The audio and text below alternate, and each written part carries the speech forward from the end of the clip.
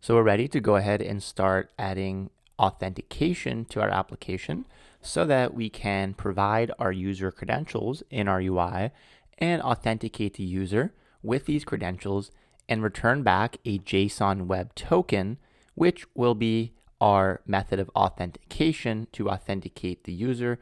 They'll be sending this token along with every request they make to ensure that the user is authenticated before accessing any of the routes, mutations, or queries in our system.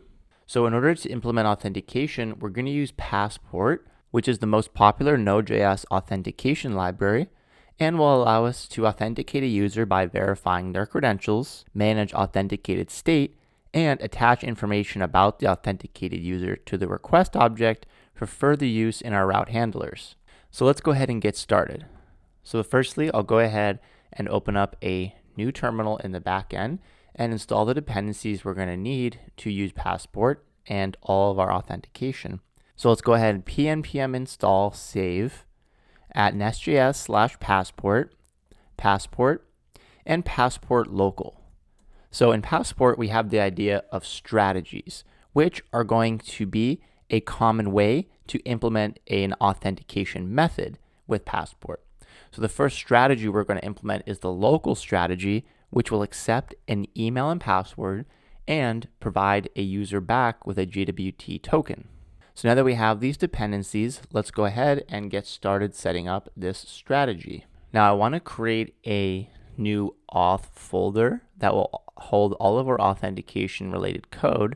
So let's go ahead and in our backend terminal, we'll go ahead and run nest g module auth to generate an auth module.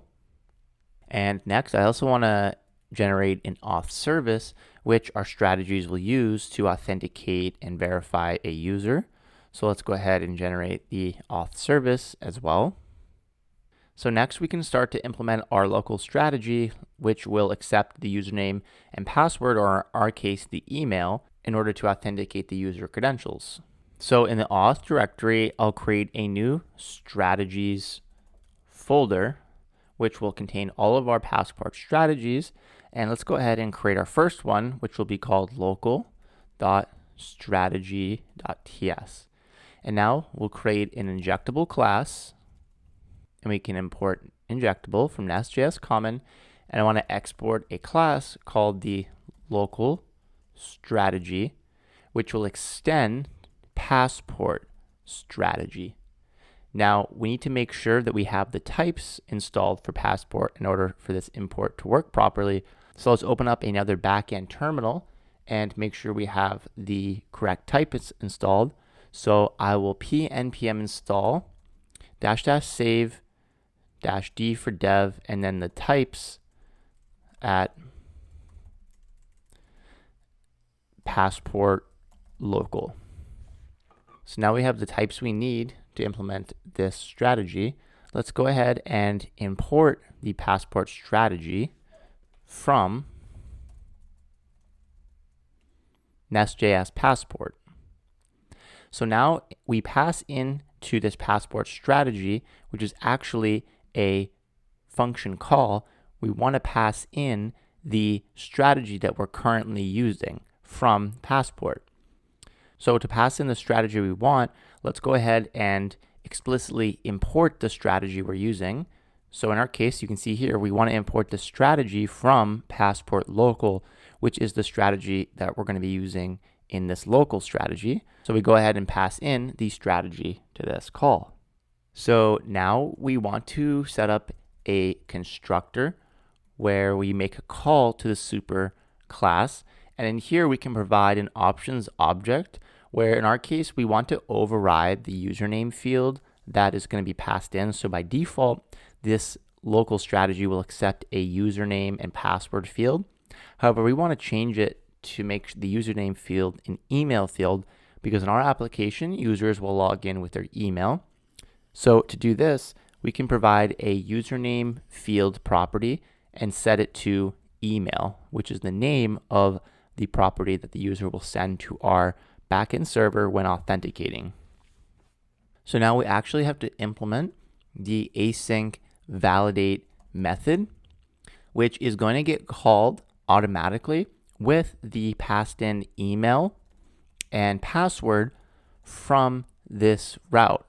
So this email and password is going to get passed to the validate method. And now it's our responsibility to validate the email and password to see if the user with this email exists and is the password they're supplying actually valid.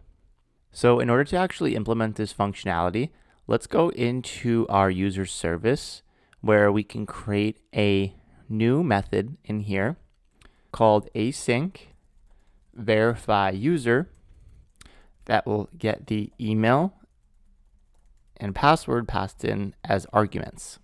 And now the first thing we need to do in this method is check to see if the user exists. So let's call await this.users repository .find one and provide a filter query with the email so we can check to see if this user exists by this email. And we know, of course, if it doesn't exist because of our abstract repository, we're going to be throwing a not found exception. So we know at this point that we do have this user, and now we need to check to see if the password that's passed in here is actually valid. So we can use bcrypt to actually check to see if this password matches the hashed password on this user. So we'll create a new const called password is valid and set it equal to await bcrypt dot compare. And then we'll go ahead and pass in the password that is passed into the verify user as a parameter. And then we'll pass in the user.password, which is the hashed password on this user. So if these two values match, then we know this will be a true Boolean value. So now let's check to see if the password is not valid. Then we will throw a new unauthorized exception and provide an error message that says credentials are not valid. And then we can return the user back to the caller. So now let's utilize this in the local strategy by first making sure we inject the user service. So we'll inject the user service in the constructor so we can use it. And now I want to open up a try catch block here that catches the errors if any are thrown. And in the try block, I want to return await this.userService.verify user, where we pass in the email and password from the caller to check to see if this is matching the user in our database. So if this verify user call throws a not found exception or an unauthorized exception, then I want to catch that error in this catch block and rethrow it as an unauthorized exception. In case it's a not found exception that's thrown, I want to rewrap it into an unauthorized exception because that's the correct status code, in this case a 401 for this route. And then we can just rethrow the error into it. All right, so now that we've finished implementing our local strategy, let's go back to our auth.module and actually add it to our providers array. So I'll add the local strategy to our providers array so that it's part of our application. And you can see here we have an error because the local strategy can't find the user service, and that's because by default we haven't exported the user service from the user's module. So what we need to do is go to the user's module and make sure we explicitly export the user's service in the exports array so that it can be used by other services, in this case our local strategy. Finally, back in the auth module, we will add an imports array where we import the user's module so that the exports from that module, in our case the user service, will be available in this module. So now if we go back to our terminal, we can see the Nest app has started successfully. So now that we have the local strategy set up, we need to expose it as a guard. So in Nest.js, a guard is what we can apply to a route, and that guard will be run. It's just a bit of code. It will be run each and every time before the route is called, and we can explicitly tell the guard whether or not to proceed with the route. So if we return true from the guard, the user will be authenticated and can continue. Otherwise false, the user will be unauthenticated. And best of all, Nest.js Passport offers a simple way to create a guard out of the box using a strategy. So in our auth folder, let's create a new guards folder. And in here, we'll create the local-auth guard.ts. And now we can export a class called local-auth-guard, which will extend the auth guard from Nest.js Passport. So this is the helper function that takes in the name of the strategy that will be used in this guard. So in our case, we are using the local strategy. So by default, the name for the local strategy will just be local. Of course, you can also rename this here by providing a second parameter to this passport strategy function. However, we'll use the default name of local. So we just need to provide that name here in the function constructor so that it knows which strategy to run when this guard is applied. And that's all we have to do to now utilize this local auth guard in our routes. All right, so we're ready to actually start to use our local auth guard. And to do this, I want to create a new HTTP auth controller that we can use to expose an HTTP login route. Now I'm using a REST API to expose this over GraphQL because I think it makes more sense opposed to using something like a mutation. So let's go ahead and get started by opening up a terminal in the backend, and we can run nest generate controller. We'll call this the auth controller. So this is going to go ahead and create us the auth controller and add it to the auth module. So now in the auth controller, let's go ahead and create a post route by using @post and specify the prefix for this will be login. And we'll call this async login function. Now, in order to apply the local auth guard to it, we can use @useGuards and pass in the local auth guard. And now in this function, what we want to do is log the user in and return a JWT. So it's important to make note of the fact that in the local auth guard, we know this uses the local strategy. And in the local strategy, notice that in the verify user method, we're returning from this validate method the user. So in verify user, if the user is validated, we're returning the user. And in the local strategy, we're then returning that back to the caller. So by default, Passport will automatically attach whatever we return from this method and add it to the user property on the request object. So after this validate method, we always have the user on the request object, and we can use that in our routes later on to figure out which user is calling the current route. So I want to go ahead and create a decorator that will allow us to extract that user from the request so that we can apply it as a parameter here and easily extract the user in any of our route handlers in a consistent way. So in the auth directory, I'm going to create a new current user.decorator.ts. And now in here, I want to export a const called current user. And this is going to be equal to create param decorator from Nest.js common, which is a utility function that will help us to create a parameter decorator that can be used in our routes. So this function takes in a callback that can accept a data property. So in our case, we're not going to use this, so we'll just prefix it with an underscore and type it as unknown. And then we get access to the context, which is the current execution context from Nest.js common. And then in here, we're going to return the current user on the request object. So I want to create a new function where we can encapsulate that logic. Let's call it getCurrentUserByContext. And this will be equal to a function. So this will receive the context of type execution context. And we're going to specify that the return type from this function will be the user entity. So let's go ahead and now return the user off of the request object.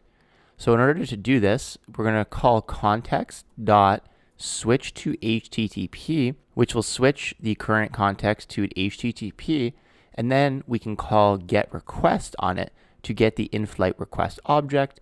And finally, we want to access the dot user property, which we know that Passport has automatically populated for us thanks to our local strategy. So now we can actually use this function in our current user decorator. We'll simply call get current user by context and then pass in the execution context. So now we have everything we need to extract the user from the current in-flight request. Let's go back to the auth controller, and in here we will use at current user, and now we can use this current user decorator, and we know that we will have the user of type user. So this param decorator will automatically get called by Nest.js. So next up, I also want to get access to the response object because we're going to create a JSON web token and actually attach an HTTP only cookie to the response object. Now, using a HTTP only cookie is the most secure way to transmit a JWT to an application, because this JWT will only be sent to the server on requests and can't be accessed by the user or any JavaScript code on the UI. So this will help us stay secure and prevent any malicious client-side JavaScript from accessing our JWT. Instead, the JWT will only be passed on requests because it's an HTTP only cookie. So to get access to the response object here, we can use the @res decorator from Nest.js common, and then we'll set an options object where we're going to use pass through and set it equal to true.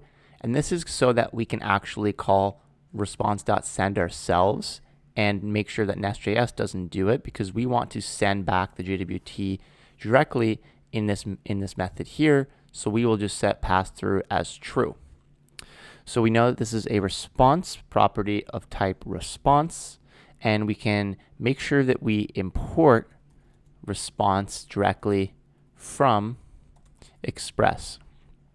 So now that we have the user that we'll utilize to make a JWT and the response object, which we will use to attach a JWT HTTP only cookie, we have everything we need to actually create a JWT and send it back to the caller.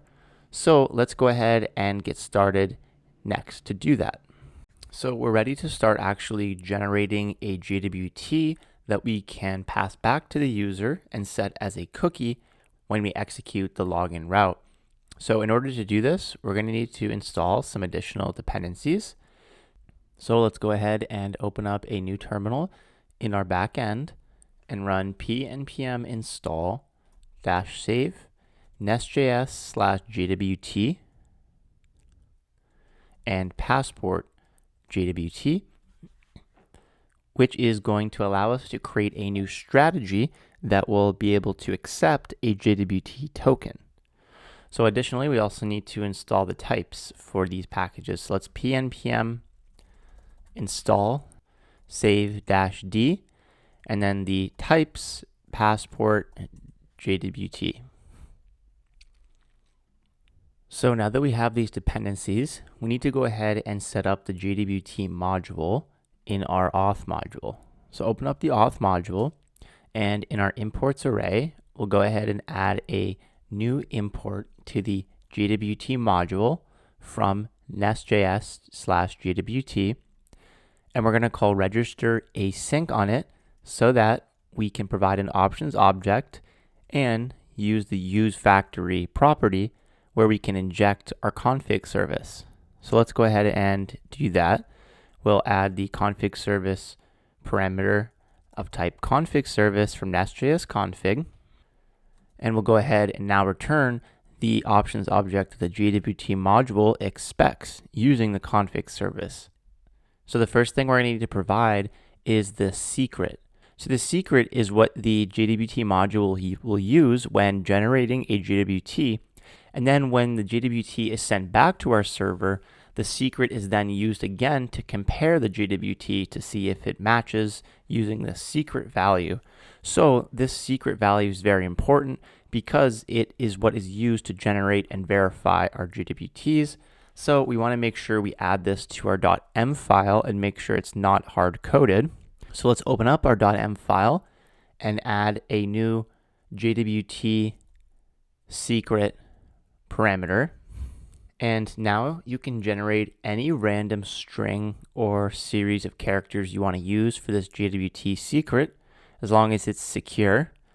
And now back in the auth module, we can actually set the secret equal to config service.get or throw, and then we'll pull off the JWT secret from our .m file.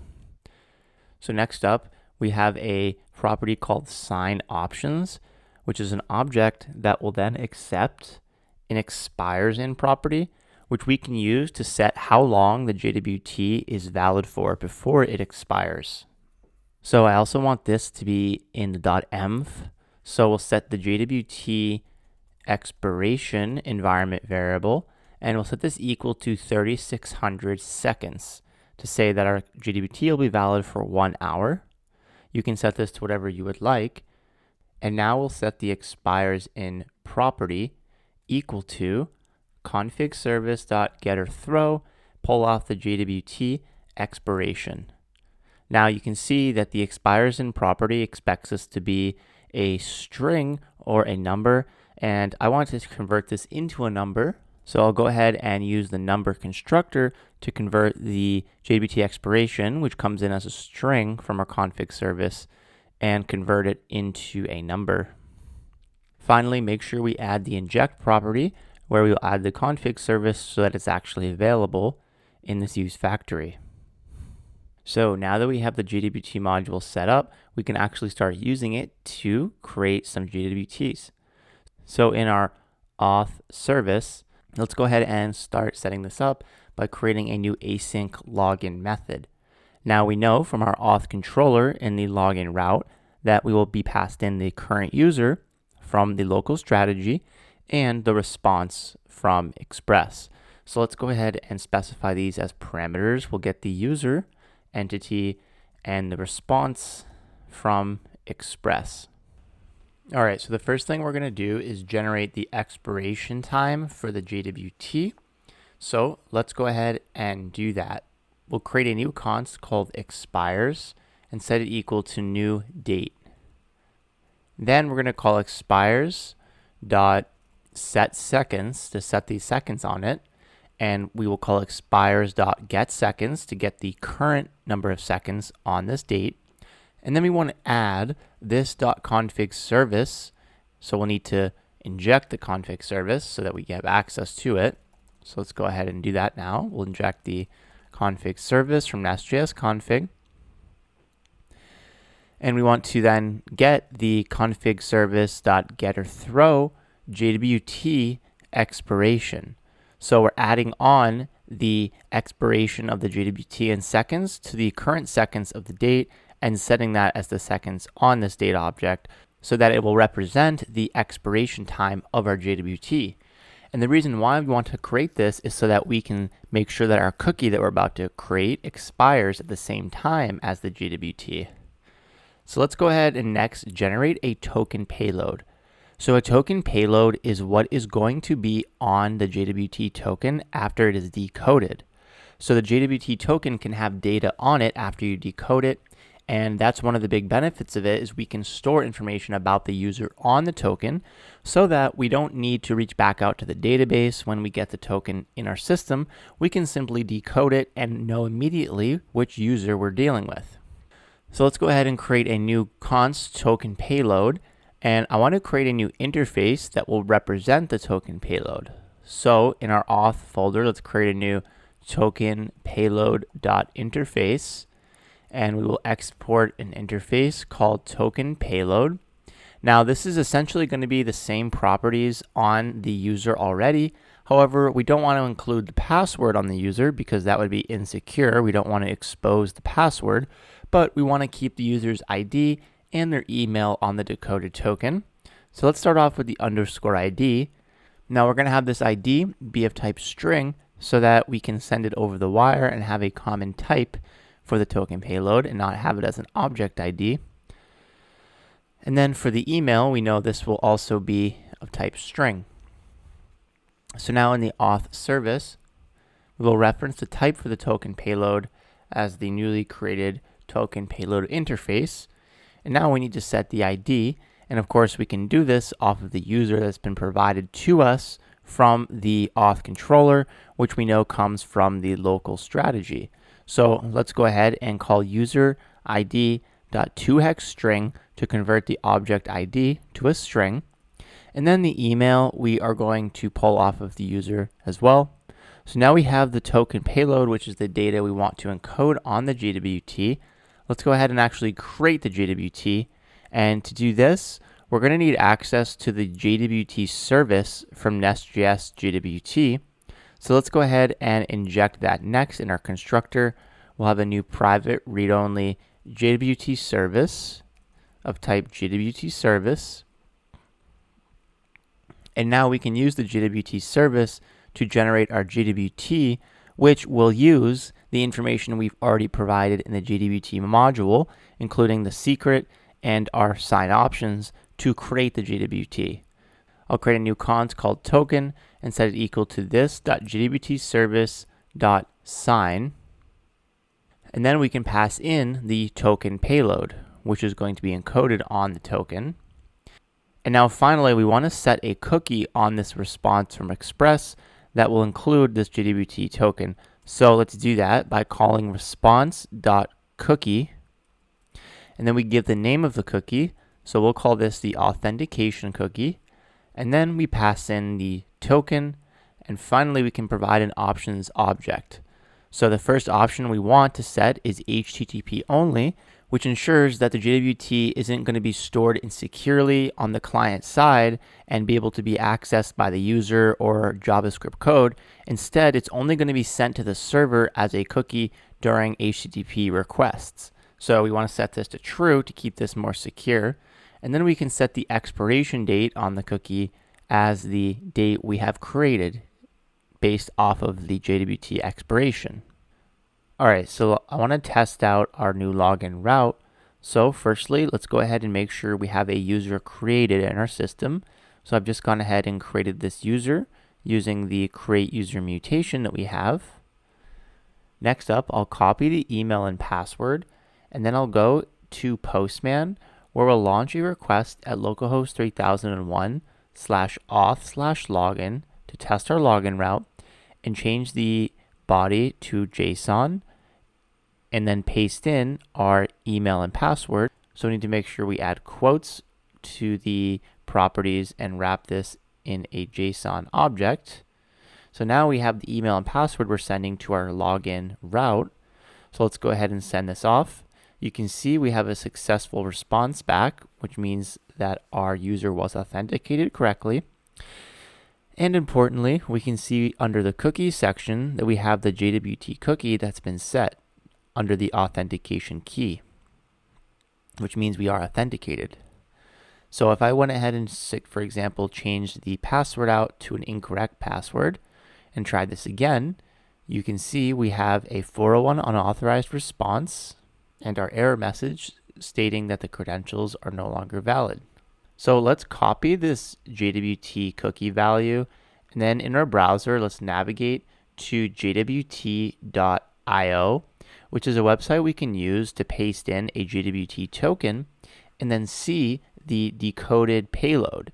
So in this example here, we can see our payload decoded, which contains our user's ID and the user's email, which is the token payload we created earlier when we generated this JWT. So we can see our token payload is working correctly, and we're now ready to send this JWT to our server on authenticated routes and ensure that we remain authenticated at all times in our system. Okay, so now that we can actually generate a JWT and set it as a cookie, let's go ahead and create a strategy that we can use to authenticate that JWT and actually apply it to our GraphQL and REST endpoints so that they are secured from external access. So we'll follow a very similar strategy as we did with the local strategy. We'll go ahead and create a new JWT.strategy, and this will be an injectable class that will be called JWT strategy, which will be extending, again, the passport strategy from Nest.js passport. And if you recall, this is a function constructor that takes in the strategy that we want to use. So let's go ahead and import the strategy from passport JWT this time, because this is the underlying strategy we want to be utilizing. And then we pass that in to the constructor here. And then we pass that into the function call here, and we can now fill out the rest of our JWT strategy. So firstly, we'll create a constructor where we will launch a super call and provide an options object where we need to specify some parameters. So the first, importantly, will be the JWT from request parameter. And what this is going to do is it's going to tell the JWT strategy where to get the JWT from on the incoming request. So in our case, we know that this is a cookie. So we want to look at the cookies property on the incoming request, which is where the cookies will be set after we configure the cookie parser library later on. So to actually configure this, to extract the JWT cookie correctly, we're going to use the extract JWT import, which is going to be a namespace from passport JWT. And then we're going to go ahead and call from extractors, which is going to allow us to provide an array of extractors, which are essentially different methods of how to extract the JWT from the incoming request. So this takes a callback function that is supplied the incoming request. Now we know the request is going to be of type request from express, so we can go ahead and import that. And then we simply need to pull off the cookies from this request, which we know will be on request.cookies.authentication, which will match the authentication cookie we just set up in the auth service. So now that we're supplying the authentication JWT to the JWT strategy, it needs to go ahead and compare the secret value it used to create the JWT so that it can tell if it is a valid JWT or not. So to do this, we can provide the secret using the secret or key property. And we want to supply this from our config service. So go ahead and inject the config service from Nest.js config. And then we'll pull the config service .getter throw and get the JWT secret. So the JWT strategy will use this secret and tell if this is a valid JWT. If it is, it will then proceed to move on to our validate method, just like in the local strategy. Otherwise, it'll throw an unauthorized exception. So let's go ahead and define the validate method, which in our case now in the JWT strategy is going to be supplied the decoded JWT as a parameter. So we'll supply this payload parameter of type token payload, which we know is what the decoded JWT is going to look like because it's going to match the exact token payload we created when we signed the JWT. So now in the validate method, remember whatever we return from here will be attached to the request object as the user. So we'll simply return the payload, and now each route handler in our system will automatically have the user's information attached to the request object. We can use the current user decorator, and we don't need to reach back out to the database to get the user, which is a good benefit of using this JWT approach as well. Finally, don't forget to go ahead and add our new JWT strategy to the provider's array in our auth module. All right, so lastly, let's go ahead and create a JWT auth guard, just like we did with the local auth guard. We'll create a JWT auth guard.ts and follow the same pattern we did for the local auth guard. So we can simply copy and paste this and just change it out to be the JWT auth guard. And this will be extending auth guard. And instead of the local strategy this time, it'll be the JWT strategy instead. So now we have an JWT auth guard we can use to protect our routes. The last thing I want to do is to actually make this work with GraphQL routes. So we're out of the box right now. Our JWT auth guard will work fine for REST endpoints. However, we need to change it a little bit to work with GraphQL. So let's go ahead and do that next. So to create an auth guard that works with GraphQL, it's quite easy. We'll go ahead and create a new GQL auth guard.ts. And so we'll export this class called GQL auth guard, which will also extend auth guard from Nest.js Passport, and the JWT strategy is the one we're using. However, we're going to override the getRequest method in here to work with GraphQL. So we get the execution context passed in to this method. We can go ahead and get rid of the type information here as well, since we won't be using it. So simply, we can firstly convert the execution context into GraphQL. To do this, we'll create a new variable called context and set it equal to GQL execution context from Nest.js/GraphQL, and then call create on it and pass in the current execution context. So now that we've created the GraphQL execution context, we will simply return context.getContext and then return the .request object off of it. So now we have an auth guard that will work with GraphQL out of the box. So finally, one last thing we're going to do is go back to our current user decorator and update this to work with GraphQL as well. Because right now you can see we're switching to HTTP, which won't work out of the box with GraphQL. So instead of simply returning HTTP, let's first check to see the context.getType is equal to HTTP. If it is, then we'll simply return our original statement of switching to HTTP. Otherwise, we want to go ahead and check to see if the context is GraphQL. So let's go ahead and create a new else if block to check to see if the context.getType, and then we'll supply a type parameter here to supply the current context type that we want to check for. In our case, we'll use the GQL context type, and then we can check to see if this is equal to GraphQL. If this is the case, then we're going to create a GraphQL context just like we did in the GraphQL auth guard, and then return the user off of the request object using that context.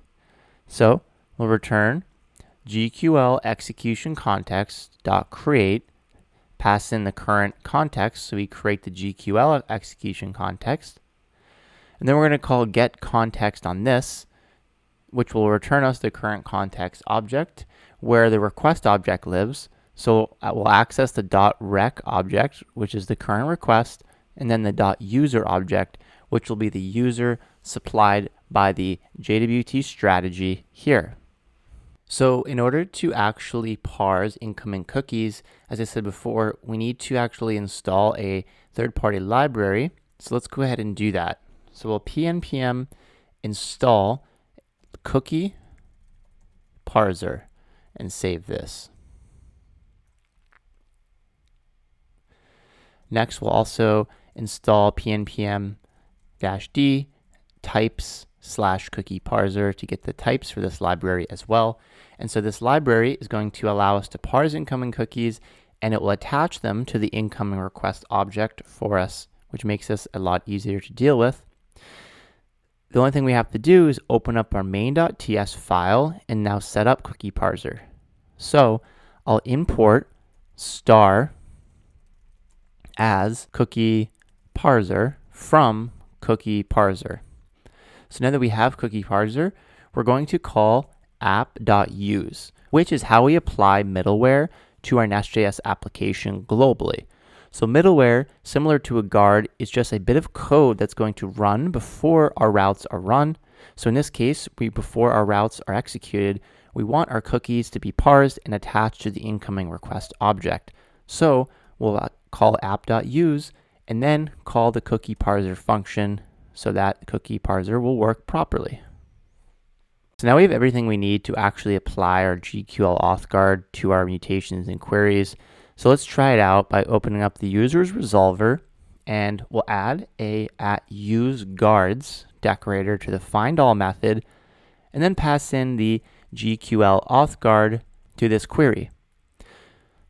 So now if we go back to the GraphQL playground, so now if we try to execute a query on the user's query, we can see we have an unauthorized message coming back because our authguard is failing because we are not supplying a JWT. So let's go ahead and fix this. So I've opened up Postman again, and I want to run another request to authenticate ourselves so that we have this cookie set. And then I'm going to go ahead and in this dropdown, change the selection to GraphQL so that we can execute a query here that will actually be passing in our authentication cookie with that request. So I'll simply go back to the playground and copy this existing query and paste it in here. Now I'll launch this against localhost 3001/GraphQL, where our GraphQL server is listening. Now you can see our query has succeeded because we are passing the authentication cookie along with this request so that our server receives it, our JWT strategy parses it, and we are authenticated, which is great. So let's go ahead and finish updating the rest of our routes here so that we're applying authentication properly. Let's go ahead and provide the useGuards decorator again and provide the GQL authguard to the find1 method so that this is also protected. So again, if I try to go back to playground and execute a user query on a single user and pass in an ID and then try to pull back the ID of the user that we have a dummy ID for, you can see we are unauthorized. However, if I launch the same request now in Postman, where we have the JWT cookie passed, you can see that the request succeeded, although it's failing because we're passing in an incorrect ID, but it shows that we are authenticated properly. So let's go ahead and continue. Next up in the update user route, we'll also apply the same useGuards here so that we have authentication. However, one additional change I want to make is I want to update the update user input and actually get rid of the ID property so that the ID isn't passed in with this request. Instead, I want to pull the ID off of the current authenticated user because in our application, we only want to let the user update themselves, right? A user shouldn't be able to update another user's information. That would be insecure and wouldn't make much sense. So we can use our @current_user decorator now to actually extract the current authenticated user from the GraphQL context and use that ID directly here in our service layer, which is going to be really useful. So we'll say we're past the user here, which will be of type token payload, which we know is the user without the password. So now that we have this user, we will simply add the user parameter here and pull the ID off of it. And now at this point, we can only update ourselves as a user. So now back in GraphQL Playground, I'll go ahead and try to execute a mutation for the update user mutation, and we can still pass in the update user input now. However, now we can see that it no longer takes in the user ID. Instead, the user ID is going to come from the decoded JSON web token that we send as part of our authentication. So let's go ahead and provide an updated email and an updated password as well so that these values get updated. And then we'll pull back the email and the ID from the user that gets updated. So of course, if we now execute this, we can see we are unauthorized to do so. However, we can go ahead and copy the mutation and then head back to Postman, where we'll go ahead and paste in the same mutation. And of course, I'll make sure that I am authenticated. So I'll go ahead and launch a request at localhost 3001/auth/login and make sure that I am logged in with the correct user credentials. So in this case, I'm sending an email and password for my user. So I have the JSON web token now set on our Postman client. And so now if we send the GraphQL request to update the email and password, you can see it has succeeded. And we've got the email and ID sent back. And this ID is coming from the JWT that we're sending to the server, which gets decoded, and the token payload, which contains our user ID, is used to update the user. So this also ensures that only we can update our own users using our own JWT. Finally, we'll go to the user's resolver and add a @useGuard to the remove user call and add the GQL auth guard here as well, so that we're protected from removing users. And then I want to follow the same pattern we used in the update user mutation. We're no longer going to take in an ID. Instead, we're going to pull the current user off using the current user decorator.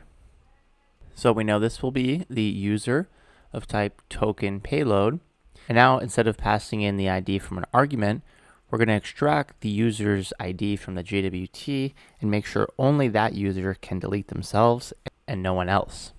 So we can go back to Playground and execute a new remove user mutation.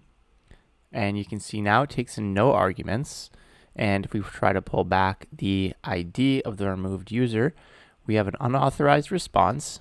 And I'll just simply copy this and paste it into Postman to go ahead and delete our user, which we know now has a some updated email. So we'll pull the email off as well, execute this request, and you can see that our user has been deleted correctly. And if we execute another query to get all users, we can see that user no longer exists. So we're now applying JWT authentication to all of our GraphQL routes in our user's resolver, except the create user mutation, because we want to let anyone create a new user regardless of their authentication status.